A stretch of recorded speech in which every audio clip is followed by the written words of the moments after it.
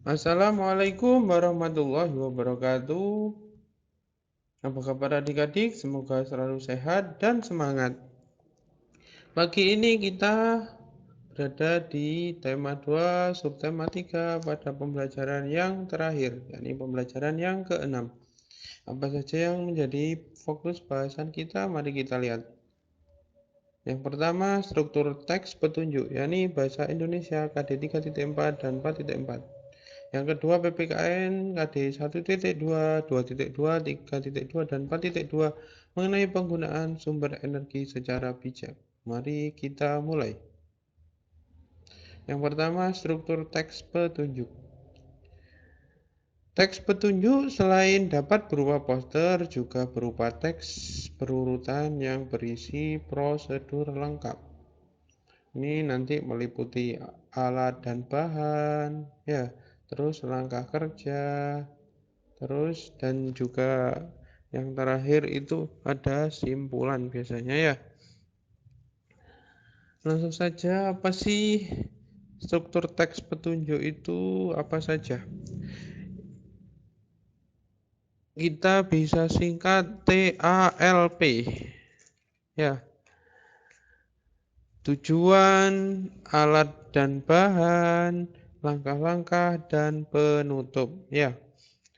Yang pertama tujuan atau yang dilambangkan huruf T ini ya. Berisi maksud teks. Apa sih maksud dari teks tersebut dibuat seperti itu ya. Terus biasanya ini biasanya berisi judul atau pengantar singkat pada teks petunjuk seperti itu ya. Jadi keterangan-keterangan singkat sebelum masuk ke alat dan bahan dan juga langkah kerja. Yang kedua, alat dan bahan, yakni uraian rinci alat dan bahan yang diperlukan. Biasanya disertai dengan keterangan jumlah. Contohnya, apabila kita membuat kincir angin dari kertas kemarin itu ya, kita membutuhkan kertas kertas karton 1 buah seperti itu ya, 1 biji seperti itu. Terus langkah-langkah, yakni berisi urutan langkah kerja yang runtut dan sistematis dari teks petunjuk ya. Langkah-langkahnya bagaimana mulai dari nomor 1 sampai nomor terakhir seperti itu ya. Terus yang terakhir ini penutup, yakni berisi simpulan atau ucapan selamat melakukan apa yang menjadi petunjuk-petunjuk di atas ya. Seperti itu ya, dihafalkan TALP ya. Ini contoh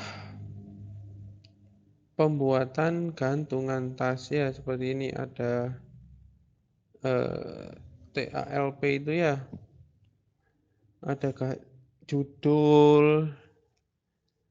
Judul itu sebenarnya sudah memasuk ke tujuan ya.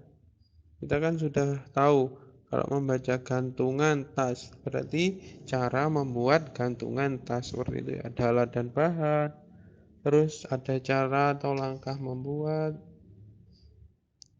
Terus ini contohnya nggak ada penutupnya ya. Penutup itu biasanya kalimat saja boleh ya Kak. Contohnya kalau gini, kalau dari teks itu ya, gantungan tas itu tadi adalah alat dan bahan untuk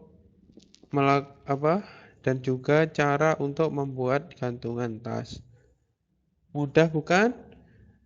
Selamat mencoba, semoga berhasil seperti itu ya.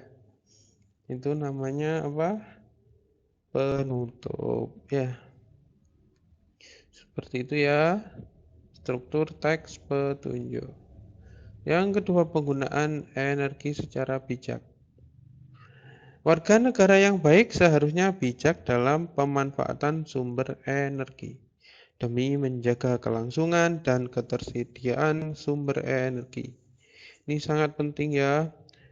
Penggunaan energi itu harus hemat, bijak, tidak boleh semena-mena dan boros walaupun kita diwajibkan untuk membayar. Kita harus menggunakan energi yang tersedia, fasilitas itu dengan sebaik-baiknya, tidak boleh seenaknya ya, untuk menjamin nanti anak cucu kita bisa memanfaatkannya dengan baik. Kalau kita hemat kan mungkin bisa jadi nanti anak cucu kita juga bisa menikmati tarif BBM, tarif listrik itu murah ya. Tapi kalau sebaliknya kalau kita boros, bisa jadi kita anak cucu kita nanti mendapatkan harga yang mahal untuk sekedar layanan-layanan sumber energi. Maka dari itu kita harus bijak dalam pemanfaatan sumber energi.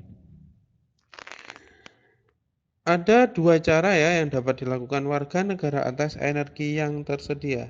Yakni yang pertama menghemat energi seperti pembahasan-pembahasan yang kemarin ya, dan juga menggunakan energi alternatif. Apa saja contoh penggunaan energi alternatif? Yang pertama kendaraan listrik. Namun pada saat ini kendaraan listrik itu cenderung agak mahal ya.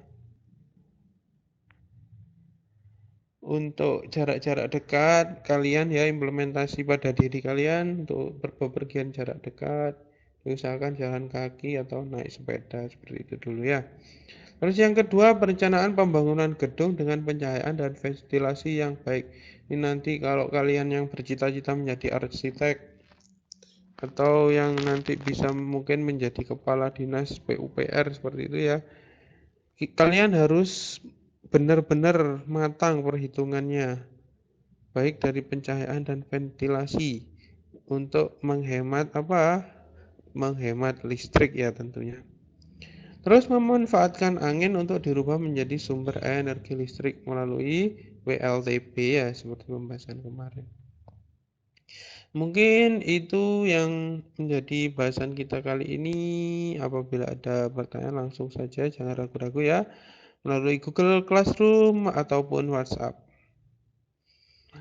Kurang lebihnya mohon maaf dan saya akhiri wassalamualaikum warahmatullahi wabarakatuh.